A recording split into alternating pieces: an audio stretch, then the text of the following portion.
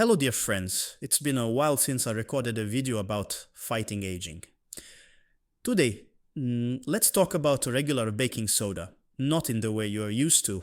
To know about soda are fans of unconventional treatment methods. That is, it will not be about reducing or increasing pH, as this is truly an unscientific concept. Instead, it will be about a new study, about a discovery, I would say, that allows us to look at baking soda differently and understand why we can use this simplest remedy to combat age-related changes. Let me remind you that currently it is believed that age-related changes in humans develop due to chronic, systemic, slow-moving inflammatory processes. Desire, how does this happen? Over time, as a person ages, aging cells accumulate. This occurs either as a result of external influences, programmed genetic mechanisms, or due to certain circumstances. As a result, in the human body, a certain number of cells accumulate, which neither die nor perform their functions fully. These aging cells are not only useless baggage for us, but they also produce certain factors that damage nearby cells, causing them to age as well. These factors are called aging factors. And so a certain critical mass of aging cells accumulates in the body, and the body starts perceiving them as foreign. In our blood, we have cells called monocytes. Monocytes gradually leave the vascular system and search for enemies in all organs and tissues. These monocytes are called macrophages. They are practically everywhere. In the liver, in the spleen, in the vessel walls. There are special macrophages in the brain. There are many in the skin, in the intestines. In general, everywhere where the immune system is present, macrophages find aging cells and begin to activate. They start to release interleukins. Interleukins are substances that can attract other immune system cells to assist macrophages. The main inflammatory interleukins are tumor necrosis factor alpha, interleukin-1 beta, and interleukin-6. Due to the release of these interleukins to the accumulation site of aging or damaged cells, other immune system cells gather, such as neutrophilic leukocytes and T lymphocytes. They begin to release factors that destroy cells. Ultimately, these aging cells die. As a result of the death of these cells, substances are released in the body that further enhance inflammatory response. Even more macrophages migrate to these sites. Macrophages start to produce even more, even intensify tumor necrosis factor alpha, interleukins, resulting in inflammation that continues and does so through a vicious cycle. That is, the body starts damaging its own tissues, and its own tissues begin releasing breakdown products. These breakdown products, again, they provoke inflammatory processes and so on endlessly.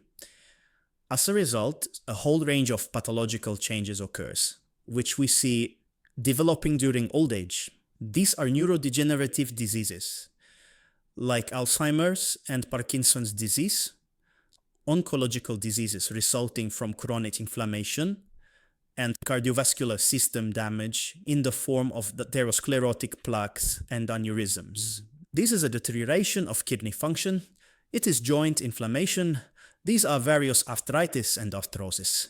And unfortunately, it is the activation of autoimmune processes. That is, against the background of chronic inflammation, the body begins to perceive certain tissues that are its own, that as foreign, and antibodies start to be produced against these foreign tissues, factors that destroy them. According to this principle, rheumatoid arthritis, Crohn's disease, non-specific ulcerative colitis, and various autoimmune diseases of the nervous system begin to develop or manifest.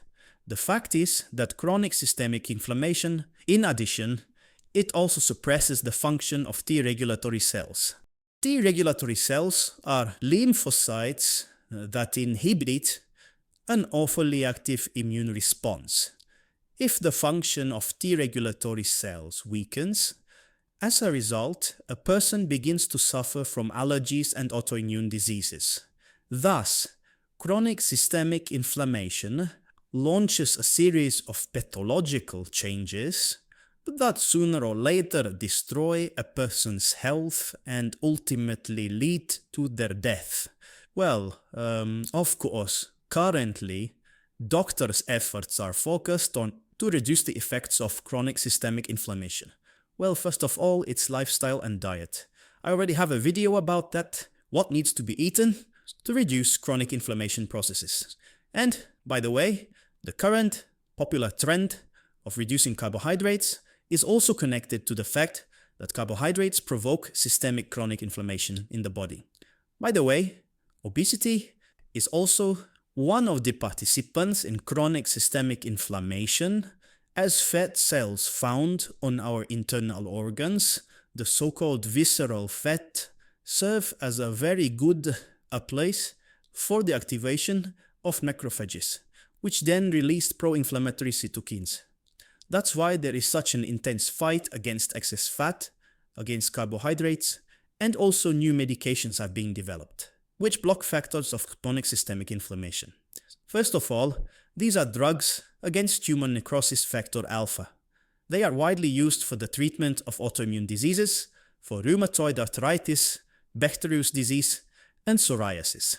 Well, the same Humira, for example. Blockers are also used interleukins, that is, they also reduce chronic systemic inflammation and also treat people with autoimmune diseases. But it turns out reducing the amount of pro-inflammatory cytokines, alpha TNF. Bad interleukins can be reduced by taking simple baking soda. In the year 2018, an article was published in the Journal of Immunology that showed that taking 2 grams of soda per day helps reduce the inflammatory activity of macrophages and increase the activity of T regulatory cells, which, as you remember, reduce the activity of autoimmune processes. Macrophages, as a result of soda consumption, stopped producing pro-inflammatory cytokines. That is, there was a clear reduction in levels of alpha-TNF, interleukin-6, interleukin-1 beta, as well as an increase in activity of T regulatory cells. All this led to a reduction in chronic inflammation processes. Why did this become possible? It turns out that when taking baking soda, well, it's no secret, soda interacts with hydrochloric acid. The reaction here is very simple. Baking soda is sodium bicarbonate plus hydrochloric acid, HCl. This results in simple salt, sodium chloride, carbon dioxide, CO2, and water, H2O. And of course, baking soda cannot be absorbed into the blood in its unchanged form to such an extent that it would in any way affect the pH. For the pH to seriously shift with soda, for example, you'd probably have to drink a pack of soda. I'm exaggerating, of course, but actually, about 16 to 20 grams would probably be needed. But when it comes to 2 grams of soda, naturally the pH doesn't shift at all, even theoretically. But when it comes to 2 grams of baking soda, there's no talk of any pH shift in the blood at all. So what happens? This described reaction.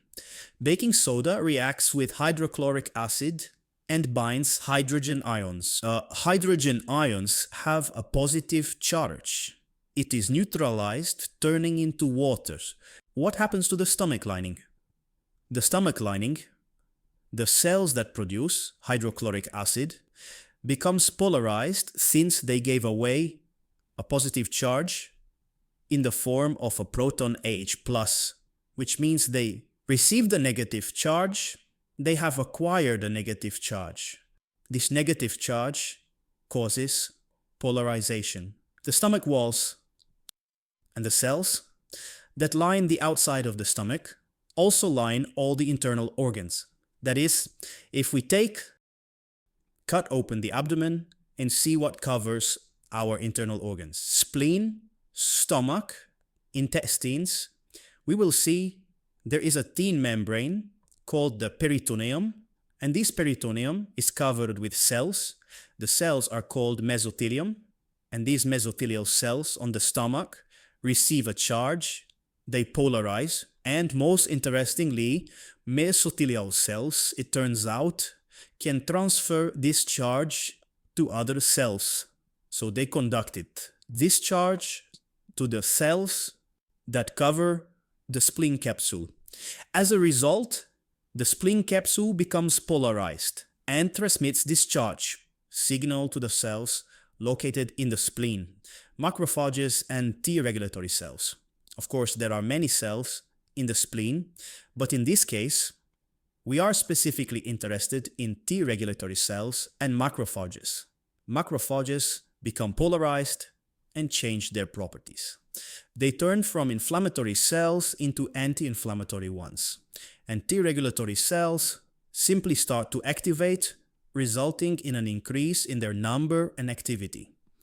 There's thus Hoche immediately saw the deal, and they suppress excessively active inflammatory processes.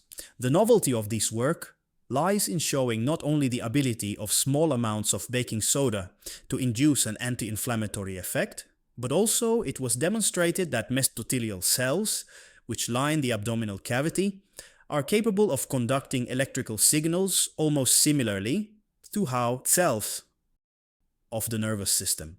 And what does this give us? Based on this knowledge, we can simply take 2 grams of soda in the same way as the participants of this study did. And they took it like this. 2 grams of soda were dissolved in a glass of water, 250 milliliters, and drank slowly. It wasn't specified whether they drank it on an empty stomach or not, but logic suggests that it might be better to drink it on an empty stomach, as this would likely make the reaction with hydrochloric acid happen more quickly. And with baking soda, why should it be consumed slowly? Because the reaction of baking soda and stomach hydrochloric acid will release carbon dioxide, and it might simply cause significant bloating, which will eventually lead to uncomfortable sensations in the stomach. 2 grams of baking soda in a glass of water, taken gradually on an empty stomach, can seriously help us overcome chronic systemic inflammation and consequently delay the onset of aging, delay the symptoms of diseases associated with chronic systemic inflammation. And what we know for sure is that 2 grams of baking soda will not harm us in any way. Well, at most, they might cause slight stomach discomfort for someone. Thank you very much for your attention. Wishing everyone great health and a good mood.